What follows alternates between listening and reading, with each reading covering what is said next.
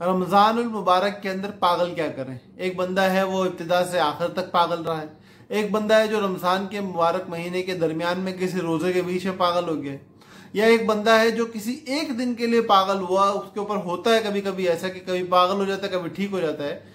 तो इन तमाम तर लोगों के बारे में शरीयत के क्या अहकामात हैं। तो याद रखो कि शरीयत ने पागलों के ऊपर से रोज़े की तकलीफ को हटा दी है। पागलों को रोज़े का मुकल्लफ नहीं बनाया है हमारे दीन इस्लाम ने। लिहाजा जितने भी पागल हैं, वो पहली बात तो यह है कि उन पर रोज़ा फ़र्ज नहीं है। अब एक बंदा है वो रमज़ान की इब्तिदा से इंतहा तक पूरा महीना पागल रहा, तो उस पर पूरे रमज़ान के रोज़े फ़र्ज नहीं थे, तो ना कोई कज़ा की बात ना कफ़ारे की बात। एक बंदा है उसने 4, 5, 6 रोज़े रखे, 7वें रोज़े में पागल हो गया, अब फिर आगे 5 दिन तक पागल रहा, फिर सही हो गया। तो दरमियान में जितने रोज़े इसके गुजरे हैं, इनमें से किसी एक की भी कज़ा देना इसके ऊपर वाजिब नहीं है। लेकिन अगर कोई शख्स ऐसा है कि वो रोज़ा शुरू करने से पहले ही पागल हो गया था, अब कुछ दिन 4, 3, 2, 1 दिन गुजरा, और गुजरने के बाद अब किसी दिन दोपहर में 3, 4 बजे इफाका हो गया, मतलब इफ्तार से पहले पहले वो ठीक हो गया, बिल्कुल दुरुस्त हो गया है।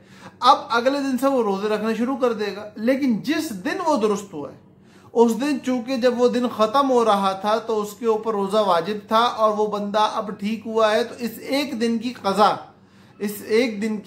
कज़ा करना इसके ऊपर वाजिब होगा। तो इस पूरी बात से, इस पूरे मामले से समझ क्या आया कि जिस दिन की इंतहा में बंदा पागल शुमार हो रहा है, उस दिन की कज़ा करना उस बंदे पे लाजिम नहीं है। लेकिन जिस दिन की इंतहा में बंदा पागल शुमार नहीं हो रहा है, उस दिन की कज़ा बंदे पे लाजिम है। पागल होने की वजह से रोज़े की तकलीफ हट जाती है। सेहतमंद, दुरुस्त, अकल वाला आदमी पे रोज़ा फ़र्ज है।